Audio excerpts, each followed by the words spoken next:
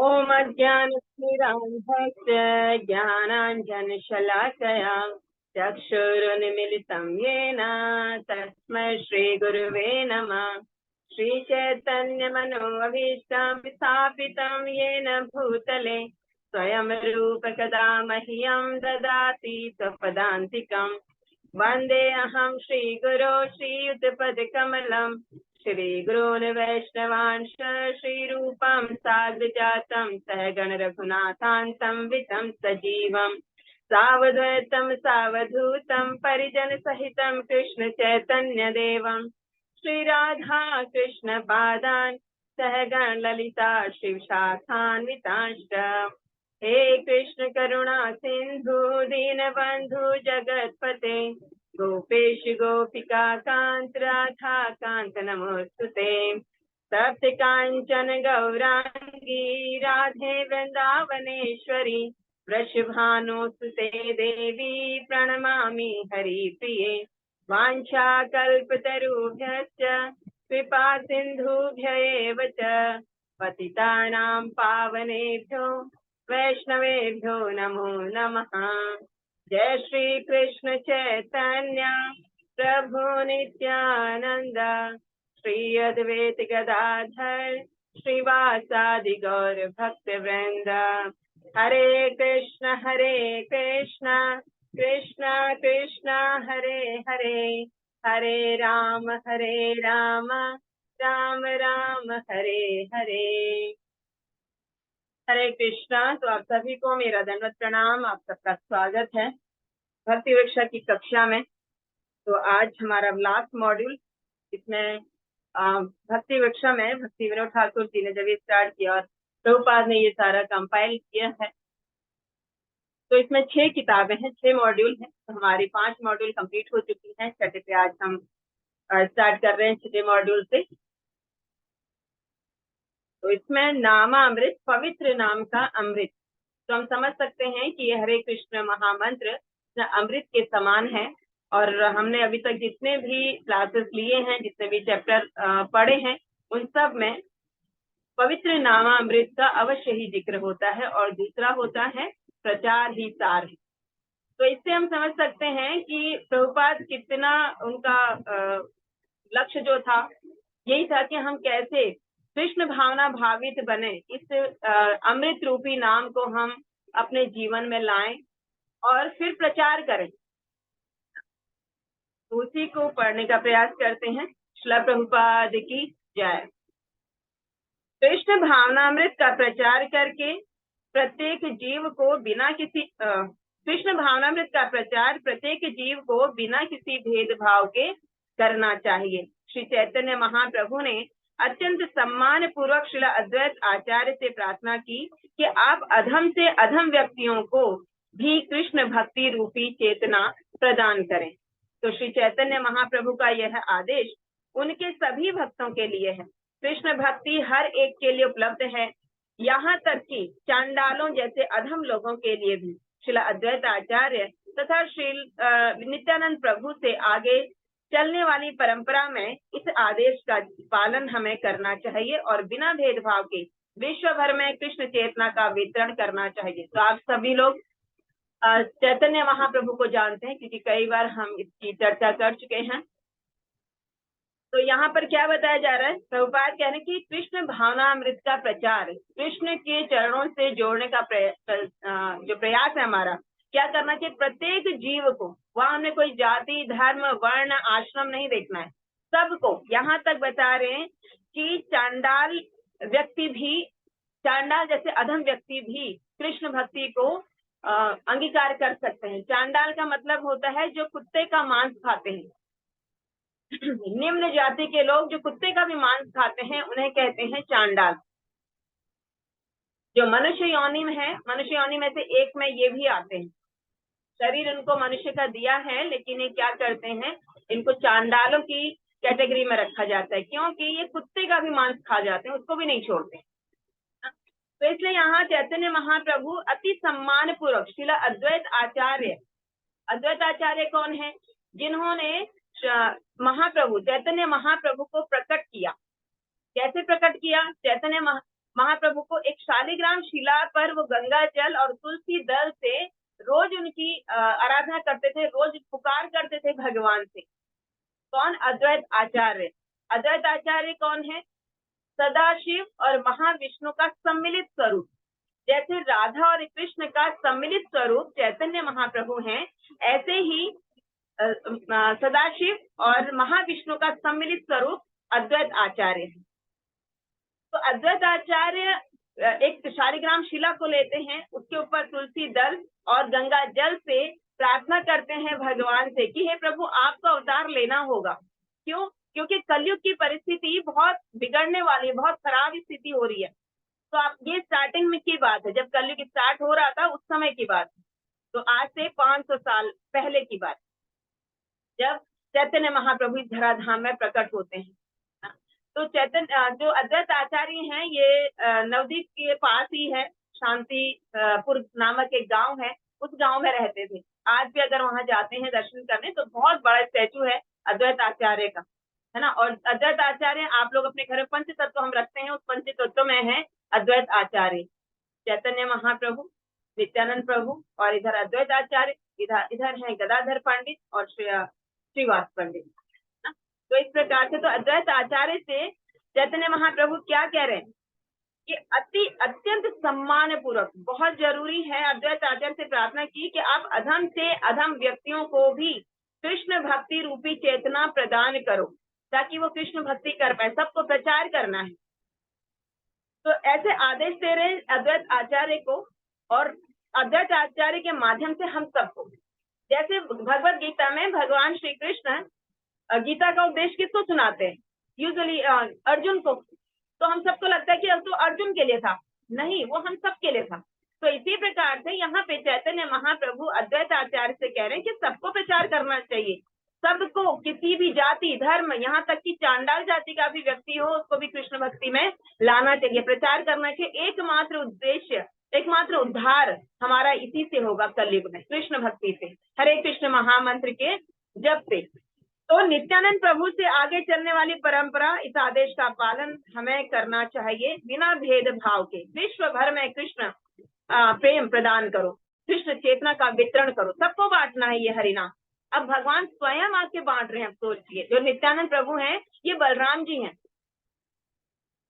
तो ये अनेक अनेक शाखाएं हैं चैतन्य चरितामृत जब हम पढ़ते हैं, उसमें 3 खंड है चैतन्य चरितामृत के, आदि लीला, मध्यम लीला, अंतिम लीला।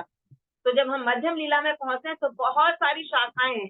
शाखाएं का मतलब कि एक ने एक को प्रचार किया, फिर वहां से आगे प्रचार, आगे प्रचार, आगे प्रचार, तो प्रचार प्रचार प्रचार हो रहा है। तो ऐसे ही अनेक अनेक अनेक शाखाएं जो हैं वो शुरू हुई, सबको कृष्ण प्रेम वितरण करने के लिए, सबको कृष्ण चेतना वितरण करने के लिए। तो ब्राह्मणों से लेकर निम्न तक, चांडाल तक के मनुष्यों के विभिन्न प्रकार हैं।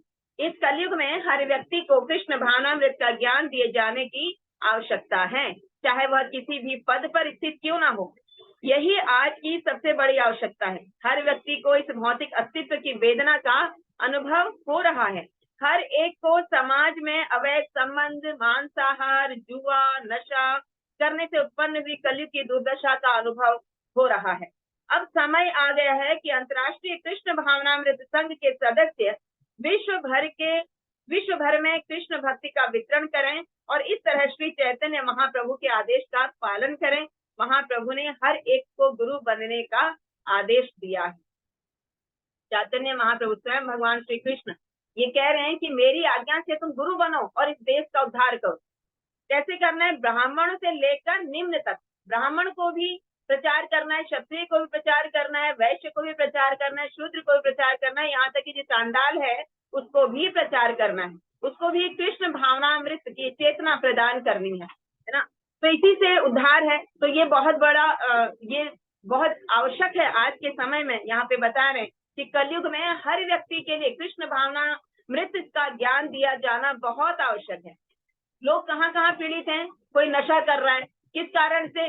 कि हम परेशान है जी, जीवन में बहुत कष्ट है, बहुत कलेश है, हम नशा करते हैं तो हम भूल जाते हैं उतने समय दुख को। तो दुख को भूल जाते हो, लेकिन दुख खत्म तो नहीं होता।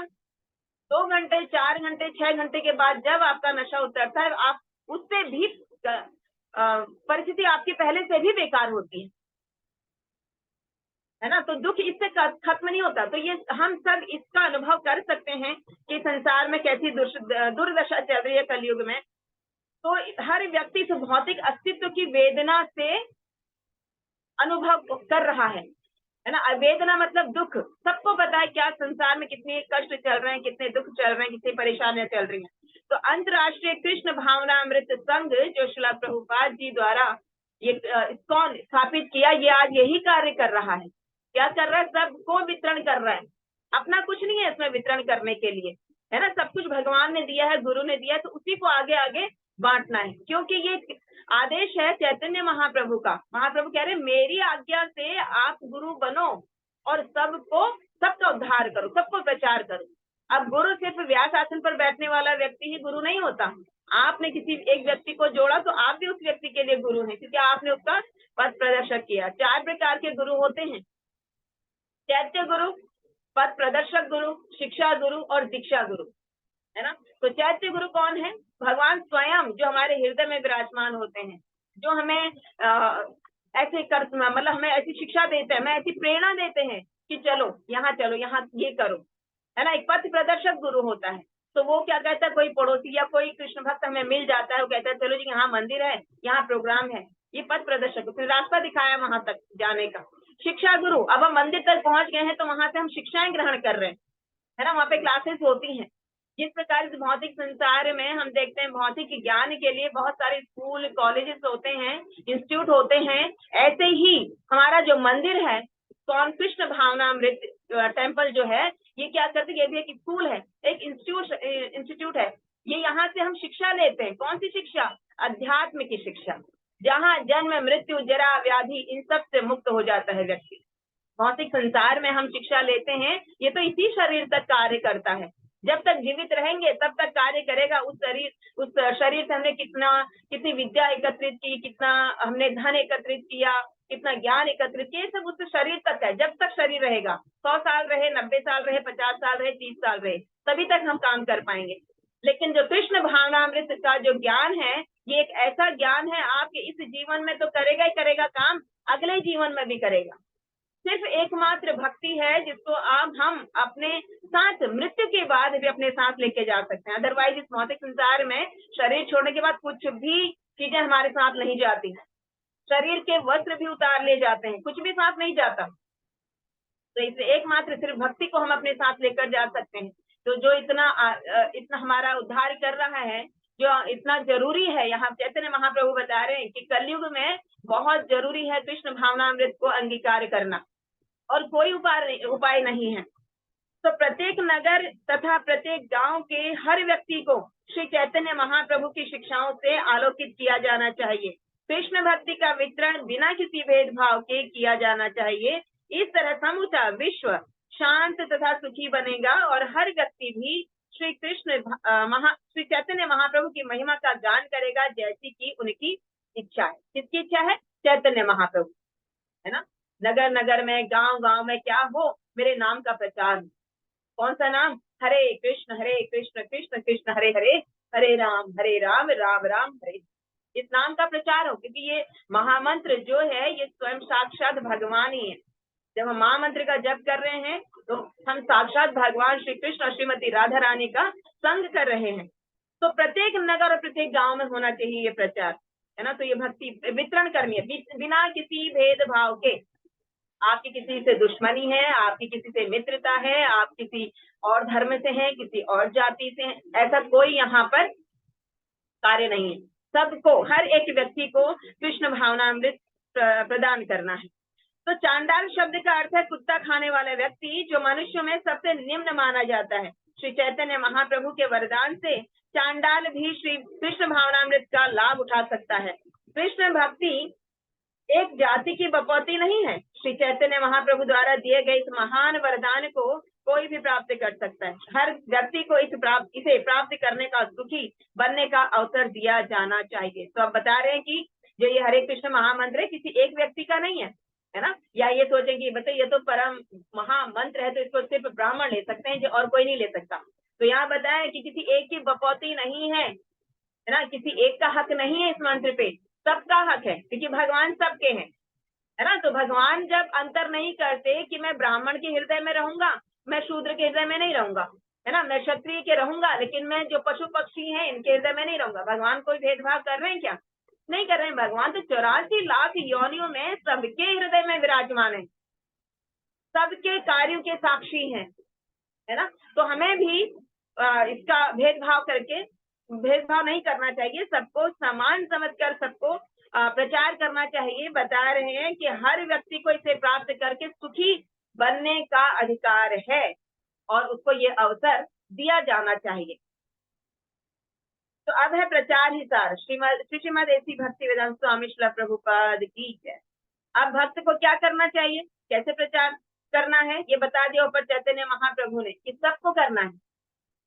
तो प्रचारक उत्तम कल्याण के कार्य में लगे हुए हैं, जो प्रचार कर रहे हैं मतलब उत्तम कल्याण का, इससे उत्तम कल्याणकारी और कोई कार्य नहीं है जो कृष्ण भावनामृत का प्रचार कर रहे हैं। तो हम अपने आचार्यों को देख रहे हैं, शुद्ध वैष्णव को देख रहे हैं, है ना। तो ये कितना प्रचार कर रहे हैं, अपना जीवन समर्पित कर रखा है उन्होंने प्रचार के लिए। किस लिए? प्रचार करके ताकि सबको सुखी बना सके, है ना। तो ये किसका आदेश है? चैतन्य महाप्रभु का। ये किसके आदेश है? श्रील प्रभुपाद का। तो सब लोग उसका पालन कर रहे हैं। तो बैकुंठ लोक स्वयं प्रकाशित है और केवल इसी प्रकाश से भौतिक ब्रह्मांड के भी चमकने वाले ग्रह प्रकाशित होते हैं, तथा जो दूसरे जीवों के प्रति दयालु नहीं है वे वहां नहीं जा सकते। केवल वही जीव जो हमेशा अन्य जीवों के कल्याण में लगे रहते हैं बैकुंठ लोकों में पहुंच सकते हैं। अब क्या बता रहे हैं, अभी कौन पहुंच सकता है बैकुंठ लोक? हर कोई नहीं जा सकता बैकुंठ लोक में। कौन जा सकता है? जो दूसरों के प्रति दयालु हो, जो दूसरों के प्रति दया दिखाए, है ना। वो ये नहीं सोचना है ये नहीं सोचना है कि मैं ही लाभ उठा लूं, ये सोचना है कि सबको ये लाभ देना है, सबको बांटने से हमारा कुछ कम नहीं हो रहा है ना। बाकी हम भौतिक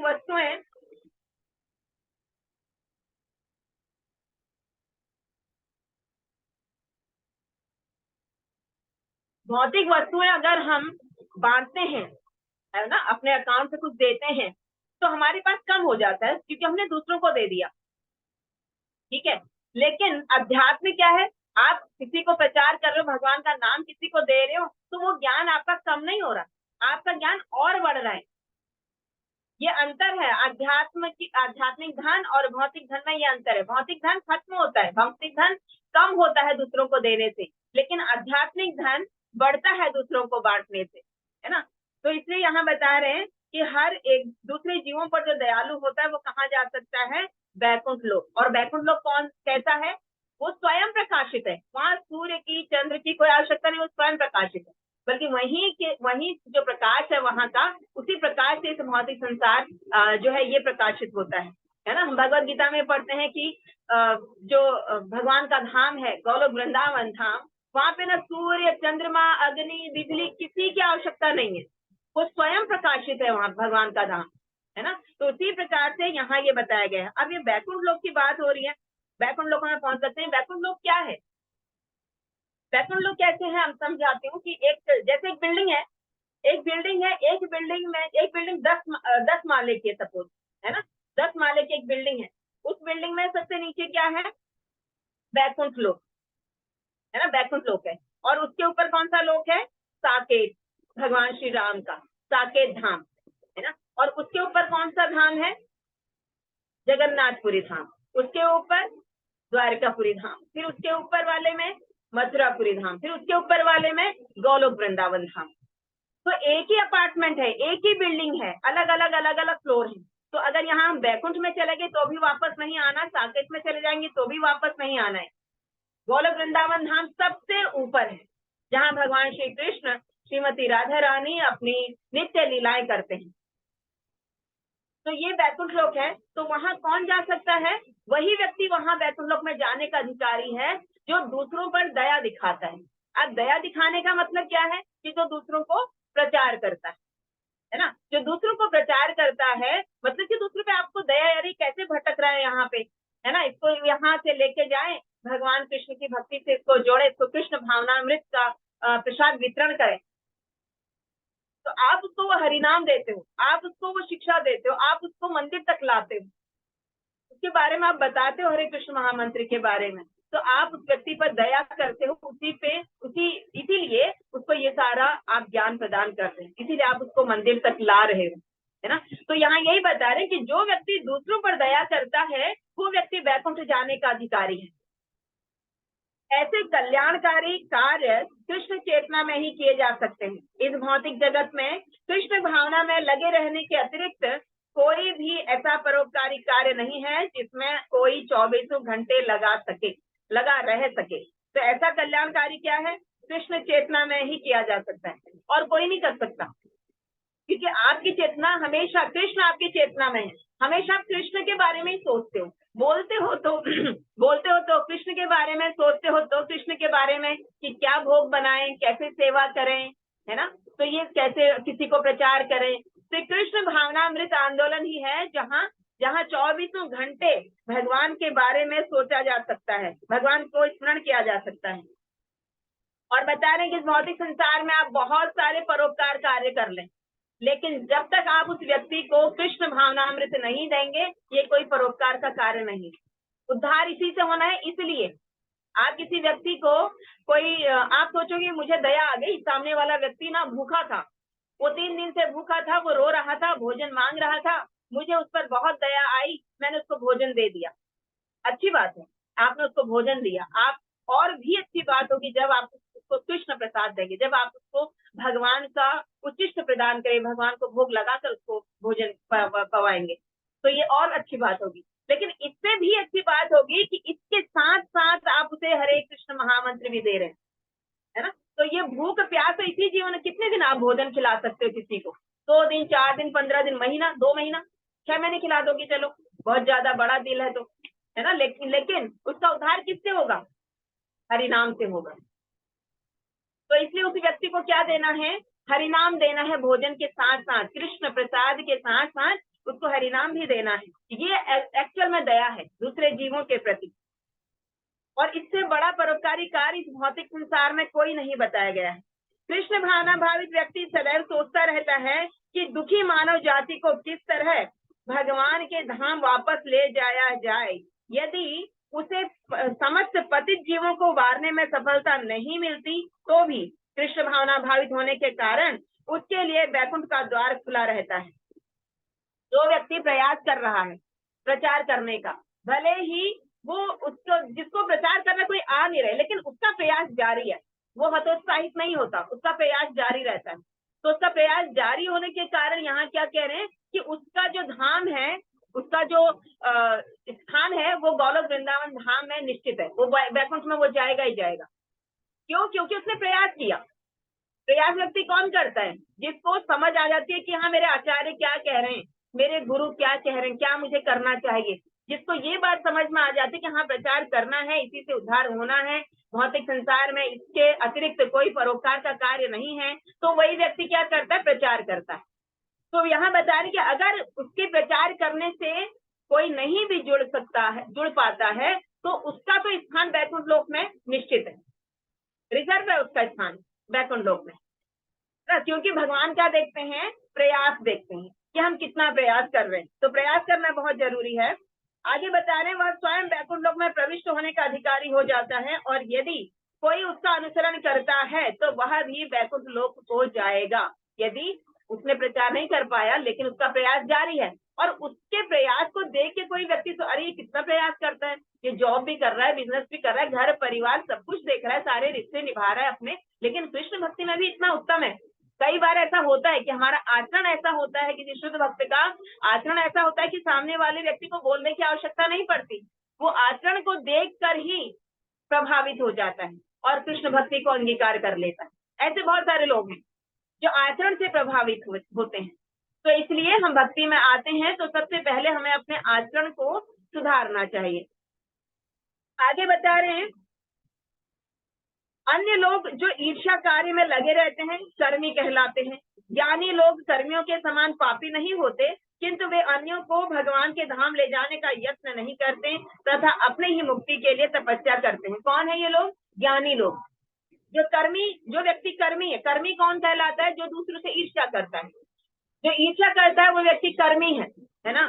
लेकिन जो ज्ञानी है ज्ञानी लोग जो है कर्मी लोगों से उनके पाप जो है कम है, उनके समान पापी नहीं होते, लेकिन वो दूसरों को भगवत धाम ले जाने का प्रयास नहीं करते। वो अपनी तपस्या करते हैं, वो सोचते बस मैं ही पहुंच जाऊं, मैं ही जाऊं बैकुंठ लोक धाम में, है ना। लेकिन यहाँ पर हमारी परंपरा, है ना, मध्य गौड़ीय ब्रह्म मध्य गौड़ीय परंपरा हमें क्या सिखा रही है कि सबको प्रचार करना है, किसी जाति धर्म वर्ण आश्रम को ये दिमाग में नहीं लाना है, सबको प्रचार करना है और सबको कृष्ण भक्ति प्रदान करनी है, सबको वैकुंठ जाने का ले जाने का प्रयास करना चाहिए। तो हमारे शीला प्रभुपाद इसका साक्षात उदाहरण है ना। तो प्रभुपाद प्रभुपाद जी ने भारत में 1950 में झांसी में लीग ऑफ डिवोटी के नाम से एक संस्था पहले चलाई, उन्होंने ओपन की थी, लेकिन वो चल नहीं पाई। क्यों नहीं चल पाई? क्योंकि उनको उस समय वहां पे जो भारतीय लोग थे इन्होंने साथ नहीं दिया, उनके स्वयं के गुरु भाइयों ने साथ नहीं दिया। तो प्रभुपाद कहाँ गए? फिर अमेरिका गए। क्यों इतनी दृढ़ता थी प्रभुपाद के अंदर कि मैं प्रचार करूं, अगर भारत में नहीं हो रहा तो मैं विदेश जाऊंगा? क्योंकि उनके गुरु ने बोला था। तो उन प्रभुपाद कहते हैं मुझे अब खुद पे नहीं, लेकिन मेरी गुरु की वाणी पर विश्वास था।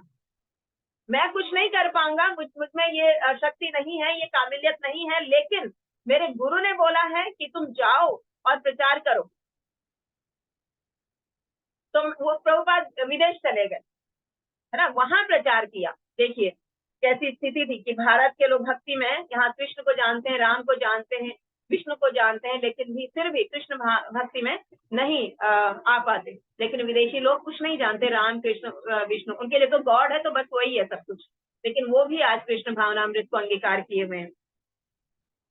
तो आगे बता रहे योगी जन जो है वो रहस्यवादी शक्तियों को प्राप्त करने के लिए कोशिश करता है, किंतु भक्त जो है वो जो वैष्णव है वो जो भगवान के दास हैं, पतित आत्माओं के उद्धार के लिए कृष्ण भावना के कार्य क्षेत्र में आगे बढ़कर कार्य करते हैं। केवल कृष्ण भावना भावित व्यक्ति ही वैकुंठ लोक में जाने के योग्य होते हैं। श्रीमद् भगवद गीता में भगवान कहते हैं कि जो व्यक्ति श्रीमद् भगवद गीता का संदेश विश्व भर में प्रचारित करता है उसके समान उन्हें कोई अन्य प्रिय नहीं है। तो भगवान यहाँ पे गारंटी दे रहे हैं, क्या बोल रहे हैं कि मुझे वो व्यक्ति सबसे प्रिय है। कौन? जो मेरे नाम का प्रचार करता है वो मुझे प्रिय था, प्रिय है, प्रिय रहेगा। तो सब लोग कृष्ण के प्रिय बनने का प्रयास करें और 1 to 1 हम प्रचार करने का प्रयास करें। तो पतित आत्माओं के उद्धार के लिए क्या कर रहा है हमारा जो कृष्ण भावना भावित जो कृष्ण भावना अमृत संघ है, ये अथक प्रयास कर रहा है ना, प्रयास कर रहा है। अनेक बड़े बड़े उत्सव सेलिब्रेट मनाता है ताकि उसमें बाहरी लोगों को भी इनवाइट करे, लोग आए, दर्शन के माध्यम से आए, कृष्ण से कनेक्ट हों, है ना। श्रवण, वहाँ कीर्तन चलता रहता है, कीर्तन सुनकर कनेक्ट हो कि कोई दर्शन से, कोई भगवान के श्रृंगार से प्रभावित होता है तो ऐसे जुड़ता है भगवान से, कोई भगवान के पवित्र नामों के कीर्तन से प्रभावित होता है तो ऐसे जुड़ता है भगवान से, कोई इतना कृष्ण प्रसादम, इतना टेस्टी कृष्ण प्रसाद पाकर जुड़ता है भगवान से। तो इसलिए ये बड़े बड़े उत्सव, ये बड़े बड़े जो मंदिर, बहुत सारे लोग कहते हैं कि इतने बड़े बड़े मंदिर बनाने की तुम्हें क्या आवश्यकता है ना, इससे तो किसी गरीब को भोजन कराओ, किसी गरीब की शादी कराओ, ये भी कर रहे हैं, भोजन भी कराते हैं, है ना। तो ये कि प्रभुपाद की ये वाणी है, प्रभुपाद ने कहा है कि जो इस्कॉन मंदिर है उसके 10 किलोमीटर की दूरी तक कोई व्यक्ति भूखा नहीं सोना चाहिए। तो इसलिए उनके अनुयायी आज भी क्या कर रहे हैं, सबको खिचड़ी प्रसाद बांटते हैं, पार्कों में जाके कहीं कहीं इधर उधर हर जगह खिचड़ी प्रसाद बांट रहा है, और मंदिर में तो हमेशा चल रहा है खिचड़ी प्रसाद का वितरण, जिसको फूड फॉर लाइफ के नाम से भी जाना जाता है। तो ये प्रसाद वितरण हो रहा है ना। तो क्योंकि प्रभुपाद ने कहा है, प्रभुपाद ने ऐसा क्यों अनाउंस किया कि इस्कॉन मंदिर के 10 किलोमीटर की दूरी तक कोई भूखा नहीं सोना चाहिए, हमारी जिम्मेदारी उसको भोजन कराएं। क्योंकि एक बार जब श्रील प्रभुपाद मायापुर में थे, मायापुर मंदिर जब बना, वहां अपने कमरे में थे, तो उन्होंने देखा कि सुबह सुबह का समय था, प्रभुपाद माला जाप कर रहे थे, तो बाहर से बहुत शोर आ रहा था। उस शोर कैसा था कि कुत्ते भी भौंक रहे थे, बच्चे भी चिल्ला रहे थे। तो प्रभुपाद उठे और अपनी कमरे की खिड़की से बाहर झांका, तो देखते हैं कि कुछ बच्चे कुत्ते के मुख से रोटी छीन रहे हैं।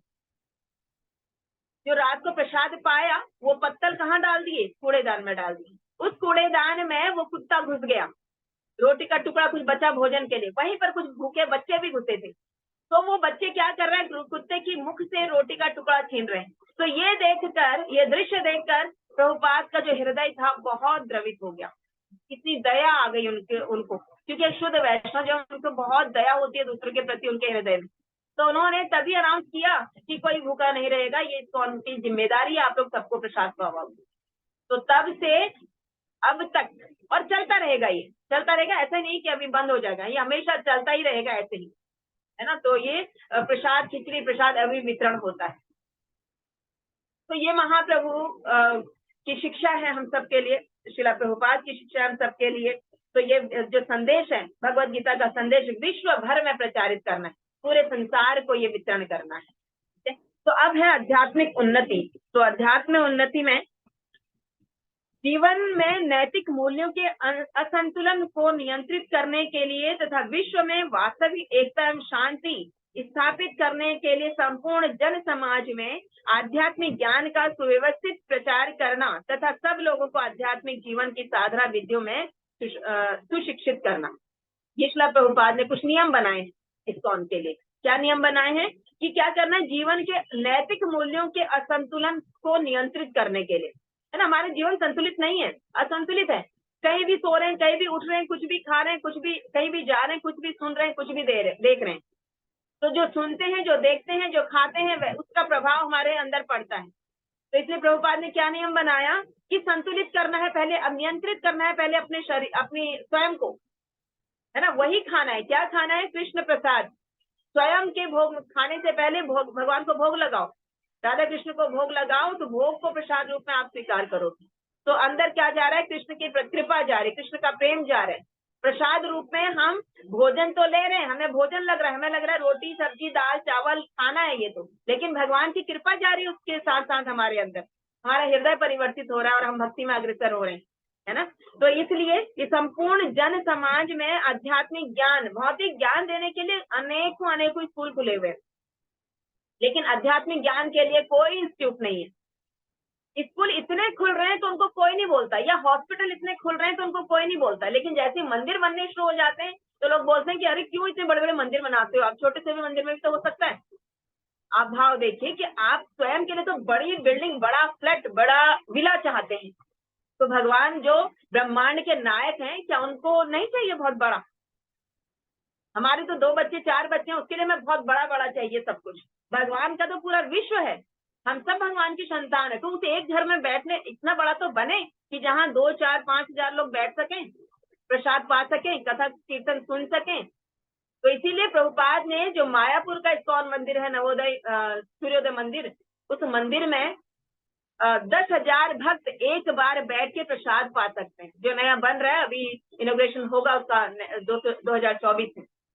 इतना बड़ा बनाया है प्रभुपाद ने वो मंदिर कि वहां पर 10,000 भक्त एक साथ बैठ के कथा सुन सकते हैं, 10,000 भक्त एक साथ बैठ के कीर्तन कर सकते हैं, प्रसाद पा सकते हैं। इतना विशाल वो मंदिर बन रहा है। तो ये लाभ है, हमें बड़े बड़े मंदिर होने चाहिए। जिस प्रकार से हॉस्पिटल बढ़ रहे हैं, इतने रोगी जा रहे हैं ना, वो शरीर का रोग दूर करते हैं। हॉस्पिटल बन रहे हैं तो क्या कर रहे हैं, शरीर का रोग दूर कर रहे हैं, लेकिन जब मंदिर बनते हैं तो वो मन का रोग दूर करते हैं, इसलिए उनको मंदिर बोलते हैं। मंदिर बनने से वहां में भगवान की शिक्षाएं प्रदान की जा रही हैं, हमारे जीवन का उद्देश्य बताया जा रहा है। मैं कौन हूँ, भगवान कौन है, क्या संबंध है, इस धराधाम में हम क्यों आए हैं, ये सारी शिक्षाएं हमें प्रदान की जा रही हैं। तो वो क्या है, हमारे मन का हॉस्पिटल है वो मंदिर, मन का इलाज करता है। आगे दूसरा है श्रीमद् भगवत गीता तथा श्रीमद् भागवतम में प्रकटित कृष्ण भावना का प्रचार करना। तो संघ के सदस्यों को परस्पर सम्मिलित करके आदि पुरुष श्री कृष्ण के अधिक निकट ले जाना और इस प्रकार संघ के सदस्यों में तथा संपूर्ण मानव समाज में इस भावना का विकास करना कि प्रत्येक जीवात्मा भगवान श्री कृष्ण के गुण का भिन्नांश है। अब क्या करना है, प्रभुपाद ने पहले तो बोला, क्या बताया कि जो अनियंत्रित, जो असंतुलन बने हुए सभी संसार के लोग, उनको पहले संतुलित करना है, पहले उनको नियंत्रित करना है भगवान का प्रसाद पाके, भगवान का नाम जप करके। अब यहाँ बता रहे कि परस्पर आपस में सबको भाईचारे के साथ रहना है और फिर सबको आपस में प्रेम से मिलकर क्या करना, उस आदि पुरुष भगवान श्री कृष्ण की भक्ति करनी है। किसकी भक्ति करनी है, भगवान श्री कृष्ण की भक्ति करनी है है ना। तो संपूर्ण मानव समाज में इस भावना का, इस कृष्ण भावनामृत का प्रचार करना है। तो सबको ये आदेश दिया जा रहा है प्रभुपाद के द्वारा बनाए गए नियमों के द्वारा।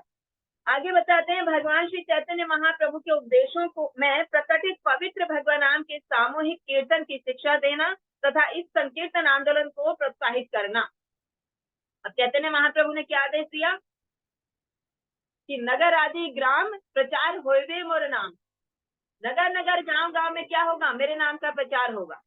तो उनके अनुयायी इस कार्य को सफलता प्रदान करने के लिए जी जान से लगे हुए हैं, है ना। तो ये वहां क्या कहते हैं, कृष्ण कथा और हरिनाम संकीर्तन।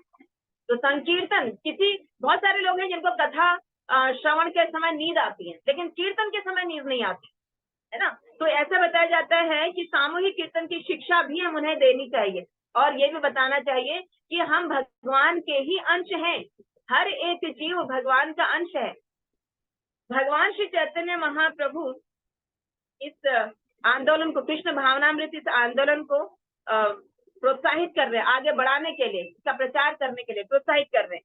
तो संपूर्ण जन समाज तथा सदस्यों के लिए भगवान श्री कृष्ण को समर्पित एक पावन दिव्य लीला स्थली का निर्माण करना। जो भगवान ने जहां जहां लीलाएं की हैं वहां उनको सबको उनका निर्माण करना, है ना, उन सबका निर्माण करना चाहिए। आज हम देखते हैं कि बहुत सारे मंदिर बन रहे हैं, है ना। कुरुक्षेत्र हमने नाम सुना था, आज देखिए कुरुक्षेत्र में विशाल मंदिर है। हम वृंदावन देखिए, वृंदावन, आज जो हम वृंदावन देखते हैं ये वृंदावन ऐसा नहीं था, क्योंकि जब मुगलों का राज्य आया तो मुगलों ने क्या करते, सारे मंदिर तोड़ दिए थे।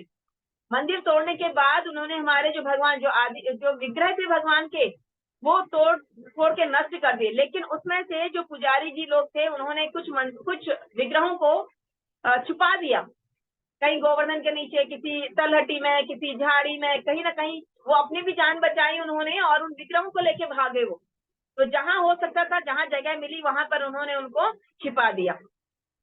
उसके बाद अब फिर क्या होता है, उनका निर्माण करना है।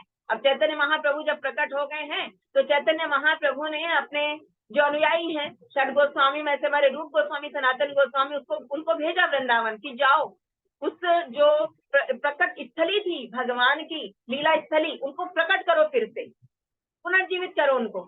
तो वो लोग वृंदावन उनको भेजा और यहाँ उन्होंने, आज हम जो राधा कुंड देखते हैं, जो श्याम कुंड देखते हैं, जो मानसी गंगा देखते हैं, है ना, जो हम रमण रेती देखते हैं, ये कुछ भी उस समय सब तय कर दिया था। लेकिन आज हम उनका दर्शन कर पा रहे हैं तो किसकी कृपा से, हमारे आचार्य की कृपा से, चैतन्य महाप्रभु की कृपा से। चैतन्य महाप्रभु ने आदेश दिया कि जाओ ये कार्य करो, तो आज हम उनके दर्शन देख पा रहे हैं, दर्शन कर पा रहे हैं। और उसमें भी हम कमी निकालते हैं, अरे ये क्या रास्ते हैं, ये यहाँ के बंदर कैसे हैं, है ना, ये छीना झपटी करते हैं, हम उसमें भी कमी निकालते हैं। हमें तो अपने आप, हमें उनका आभार व्यक्त करना चाहिए उन आचार्यों का जिन्होंने इतना सुंदर लीला स्थली के दर्शन हमें करवाए, हमें आभार व्यक्त करना चाहिए उनका। लेकिन हम क्या करते हैं, हम और भी दोषारोपण करते हैं, ये लोग रास्ता सही नहीं बना सकते क्या, यहाँ पे ये ऐसा हो गया, वहां पर ये ऐसा हो गया। हम करते कुछ नहीं है लेकिन दोष निकालते हैं, दोषारोपण करते हैं। तो आगे बता रहे हैं, सदस्यों को अधिक सरल एवं प्राकृतिक जीवन की पद्धति में सुशिक्षित करने के उद्देश्य से उन्हें निकट लाकर सम्मिलित करे ना।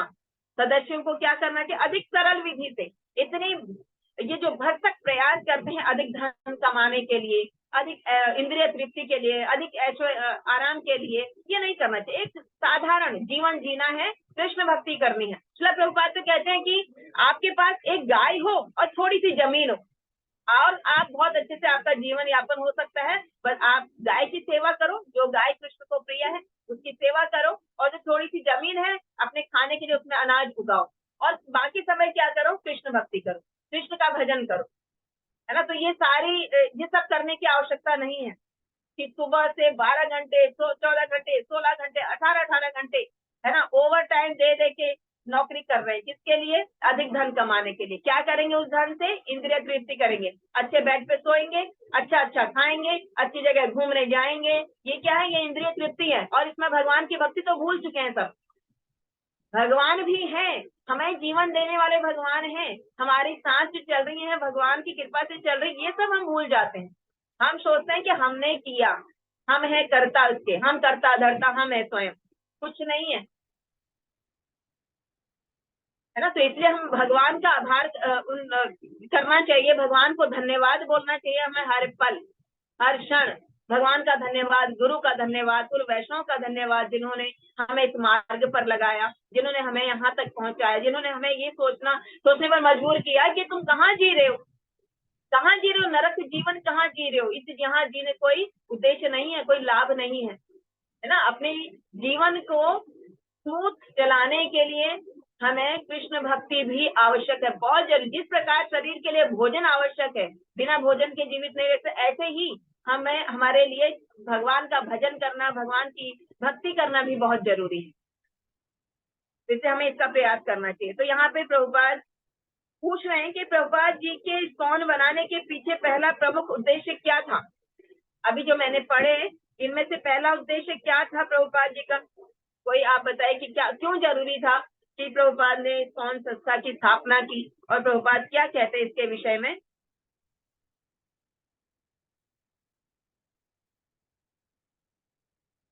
प्रभुपाद कहते हैं जो हमारा असंतुलन है ना, असंतुलित जीवन चल रहा है, इसको संतुलित करना है पहले, है ना। इसको नियंत्रित करना है।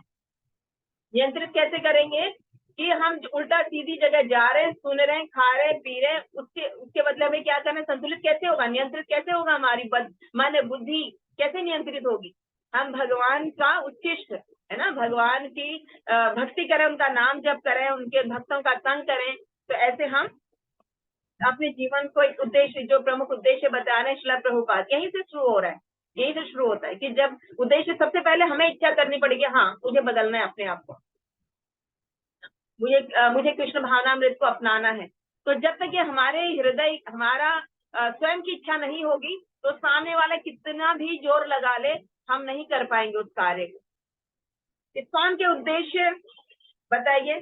तो इसके उद्देश्य क्या है कि कृष्ण भावनामृत का प्रचार करना है ना, और कृष्ण प्रसाद ही पाना है, भगवान के दर्शन करने हैं, भगवान के भक्तों का संग करना है। ये उद्देश्य है कि हम अपने इस जन्म मृत्यु जरा व्याधि से बचकर भगवान धाम को प्राप्त हो पाए ना, इस जीवन में भजन करें और भगवान के धाम को प्राप्त करें। तो क्या आपको लगता है कि इस्कॉन का पहला उद्देश्य एक निश्चित सीमा तक किस तरह प्राप्त हो रहा है? आपके अनुसार इस्कॉन के गठन के लिए श्रील प्रभुपाद का प्राथमिक उद्देश्य क्या है? इस वैध घोषणा पत्र के कौन से पहलू भक्ति वृक्ष के हिस्से हैं? दूसरे शब्दों में, किस तरह से भक्ति वृक्ष प्रचार कार्य इस्कॉन के उद्देश्य को पूरा कर रहा है? तो ये जो भक्ति वृक्ष कार्य, जहाँ अभी आप सब लोग जुड़े हुए हैं जिस जूम प्लेटफॉर्म के माध्यम से, ये भक्ति वृक्ष कक्षा है। भक्ति वृक्ष कक्षा क्या होती है? भक्ति की बेसिक होती है। यहाँ आपको सिर्फ, अब हमने यहाँ नहीं कोई भागवतम, भगवत गीता, चैतन्य चरितामृत ऐसा कुछ नहीं दिया। इसमें जो श्लोक दिए गए हैं भगवत गीता से, भागवतम, उन्हीं को पढ़ा, और उसमें प्रभुपाद ने जो लिखा है उसी को पढ़ा, है ना। तो थोड़ा सा समझाने का प्रयास किया, जितना अपने अकॉर्डिंग, जितने अपने मुझे आता है उस हिसाब से। तो यहाँ यही बता रहे हैं कि भक्ति वृक्ष प्रचार का एक माध्यम, क्योंकि आप कहीं भी सपोज भक्ति वृक्ष क्यों लिया जाता है कि जैसे हम मंदिर जाते हैं, सपोज आप लोग मंदिर जाते हो, मंदिर में आप देखते हो कि 250, 300, 400, 500 लोग भक्त बैठे हैं, क्लास चल रही है, कोई लेक्चर चला, अब उसमें प्रश्न उठ गया हमारे मन में, है ना, हमारी बुद्धि में प्रश्न उठा कि ये प्रश्न ऐसा क्यों हुआ, इसका जवाब कौन देगा। अब इतने लोगों के बीच में हम क्या करते हैं, बोल नहीं पाते कि प्रश्न मुझे पूछना चाहिए या नहीं पूछना चाहिए, या कई बार ये होता है कि बहुत सारे प्रश्न पूछने वाले हो जाते हैं, कुछ प्रश्न रह जाते हैं किसी के, है ना, तो वहां हम ये नहीं कर पाते। तो इसलिए छोटा छोटा प्रभुपाद ने छोटे छोटे 15, 20, 30, 25 लोगों का ग्रुप बना के इसको भक्ति वृक्ष बोला जाता है, और ताकि आप लोग क्या करो, अब बिना झिझक के आप लोग अपने प्रश्न पूछ सकते हो, आप अपने डाउट क्लियर कर सकते हो, आपको जहाँ संशय है उन संशयों को आप समाप्त कर सकते हो अपने प्रश्न के द्वारा, है ना। तो ये भक्ति वृक्ष का कार्य है। और फिर यहाँ से भक्ति वृक्ष से, अब सपोज हमारा लास्ट मॉड्यूल रह गया, 64 क्लासेस हमारी हो जाएंगी, उसके बाद आप सबको, ऑलरेडी आप लोग अभी मंदिर से जुड़े हुए हैं, लेकिन इनको भक्ति वृक्ष का एक जो उद्देश्य है, जो मकसद है, वही है कि आपको मंदिर तक ले जाया जाए, आपको मंदिर तक भगवान, बाकी अब आप मंदिर में शिक्षा ग्रहण करेंगे। अभी आप यहाँ सुन रहे हैं, ठीक है, भक्ति वृक्ष आपने यहाँ से सुन लिया, क्लासेस ले ली, समझ लिया, माला जप कर रहे हैं, नियमों का पालन कर रहे हैं, और सारे भोग लगा रहे हैं, सब कुछ कर रहे हैं, सेवा कर रहे हैं भगवान की। लेकिन अल्टीमेट गोल यही है कि हमें भगवान को मंदिर तक जाना है ना। हम जो दूर दराज क्षेत्रों से हैं वो जैसे तैसे ऑनलाइन वाली क्लासेस हमेशा चलती रहेंगी, वो आप सुन सकते हैं ऑनलाइन के माध्यम से, उसको ज्वाइन कर सकते हैं, यूट्यूब के माध्यम से सुन सकते हैं। लेकिन हमें जो अगर नियर बाय इस्कॉन मंदिर है तो हमें इस्कॉन मंदिर में अवश्य जाना चाहिए। वो इस्कॉन मंदिर हमारा घर भी है, भक्तों का घर है, क्योंकि वो घर वहीं से हम शिक्षा ले रहे हैं, है ना। हमें प्रसाद भी मिल रहा है, हमें शिक्षा भी मिल रही है, हमें संग भी मिल रहा है, हमें भगवान का दर्शन भी मिल रहा है, हमें कथा का श्रवण भी मिल रहा है, हमें कीर्तन भी सुनने को मिल रहा है, सब कुछ मिल रहा है। एक ऐसा मॉल प्रभुपाद ने बनाया कि सब कुछ वहां है। हम देखो ना आजकल मॉल बने हुए, तो अलग अलग दुकानों में जाने की जरूरत नहीं है। एक मॉल में आप जाएंगे, आपको सारी चीजें, कपड़ा भी मिलेगा, राशन भी मिलेगा, इलेक्ट्रिकल सामान भी मिलेगा, सब कुछ वहां मिल जाता है। तो ऐसे ही प्रभुपाद ने, यहाँ हमें सब कुछ मिल रहा है, अलग अलग जाने की आवश्यकता नहीं है। तो ये हमारा घर ही है, तो उस घर में हमें जाना चाहिए जितना समय, अपने समय के अनुसार। अगर हफ्ते में हम नहीं जा सकते तो हफ्ते में एक दिन, संडे के दिन छुट्टी होती है, उस दिन हमें अवश्य ही जाना चाहिए। ठीक है, तो आप क्या सोचते हैं कि आप किस तरह से इस्कॉन के उद्देश्य को प्राप्त करने में मदद कर सकते हैं? कृपया इन उद्देश्यों को फ्रेम करवाकर अपने घर की दीवार पर लगाइए या मेज पर रखें। इस तरह से प्रतिदिन देखने व पढ़ने के लिए से यह उद्देश्य आपके मस्तिष्क में दृढ़ हो जाएंगे तथा आपको श्रील प्रभुपाद के प्रति संकल्पों को पूरा करने में प्रेरित करेंगे। तो क्या कह रहे हैं, जो ये उद्देश्य श्रील प्रभुपाद ने आज बताया, हमने 7 उद्देश्य इसमें पढ़े, तो इन उद्देश्यों को क्या बोले कि आप इसकी प्रिंट आउट निकालो, अपने घर के घर में कहीं पेस्ट कर दो या अपनी टेबल पे कहीं पेस्ट कर दो, ताकि आप क्या करोगे, आपको पढ़ोगे। ऐसे स्थान पे रखना है जहां आप अधिक से अधिक समय अपना बिताते हो, ताकि आप उसको पढ़ो और आपको प्रभुपाद याद आए कि प्रभुपाद देखो क्या उद्देश्य है प्रभुपाद जी का। तो हमें भी उस उद्देश्य को पूरा करने के लिए, उस उद्देश्य में हमें भी अपना कुछ योगदान देना है ना। तो प्रभुपाद प्रचार करने के लिए भारत से अमेरिका पहुंच गए और हम अपने घर से निकल के पड़ोस में नहीं जा सकते। तो आप ये देखिए कितनी विडंबना है। प्रभुपाद यहाँ से विदेश जाके उन्होंने हजारों लाखों जो मलेच्छ थे, जो हिप्पी थे, उनको हैप्पी बना दिया, उनको कृष्ण भक्ति प्रदान कर दी। और हम अपने ही घर के लोगों को तो चलो नहीं प्रचार कर सकते, लेकिन पड़ोसी को या सामने इधर कहीं भी अपने फ्रेंड सर्कल में, अपने संबंधियों में, सगे संबंधियों में हम कुछ प्रचार नहीं कर पा रहे। क्यों नहीं कर पाते प्रचार? क्योंकि हम पक्के नहीं है अभी, हमें स्वयं में डाउट है ये वो, अगर ये पूछ लिया तो क्या बोलेंगे, अगर वो पूछ लिया तो क्या बोलेंगे, कैसे बोले, अरे ठीक है जो जैसा कर रहे करने दो। तो हम लोग ये सोच लेते। तो हमें प्रभुपाद के उस मूड को समझना है कि प्रभुपाद क्या कह रहे हैं, अपने गुरु के मूड को समझना है कि गुरु क्या चाहते हैं हमसे। तो हम सब प्रयास कर सकते हैं। हमने पढ़ा ना कि जो भक्त भगवान के नाम का प्रचार करता है, भले ही कोई ना जुड़े, ना प्रचार हो पाए, लेकिन वैसे ऐसा होता नहीं है कि जो अगर प्रचार करोगे 2, 4, 6, 10 तब भी जुड़ेंगे ही जुड़ेंगे। ऐसा नहीं कि नहीं, आप कृष्ण का नाम बताओगे, कृष्ण की कथा किसी को बताओगे और नहीं कुछ जुड़ेगा, क्योंकि हम कुछ नहीं है, भगवान स्वयं कर रहे हैं वो कार्य, है ना। हमारे हमारे करने से नहीं हो रहा, हमें वो काबिलियत नहीं है या हमें वो योग्यता नहीं है, लेकिन भगवान कर रहे हैं, गुरु कर रहे हैं, तो उनके माध्यम से वो हो रहा है। लेकिन फिर भी यहाँ बता रहे कि अगर नहीं भी कर पाया तो वैकुंठ धाम में उसकी सीट रिजर्व है, हो जाएगा ही जाएगा वैकुंठ धाम। तो इसी प्रकार से, इसी उद्देश्य हमें प्रचार करना है।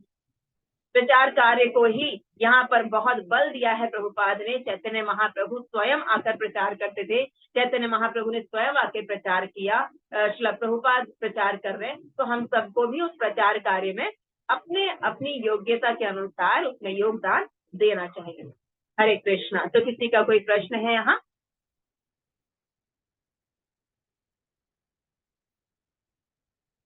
कोई प्रश्न नहीं है? आज कितने लोग मंदिर जा रहे हैं शाम को?